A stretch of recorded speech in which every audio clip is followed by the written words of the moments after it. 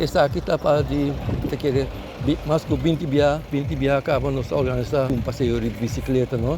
Tá sendo que aqui a trova está virando um êxito, passou já nos logo de um total de mais ou menos 80 participantes, o para nós um recorde a trova e bom tempo estava mais, pero depois de temporada de Covid ela bom tique, pero agora ela chega su pick back, não? Está sendo que nós saímos exatamente para novo, nós saímos aqui na rumo para Malmoc. Na Malmoc nós tínhamos por mês stop e ainda tem pitapatia, não tem na juice e depois nós seguimos rumo para Franz Figueroa, stadion.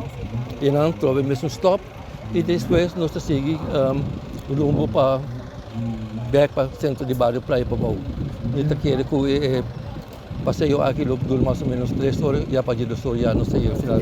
Não, é bastante complicado, nós não podemos seguir cover isso aí tampouco, porque país está custando 35 frim, custo flanel está 13 frim, está 38, então nós está na 25 frim, que é cada país nós vai perder 13 frim.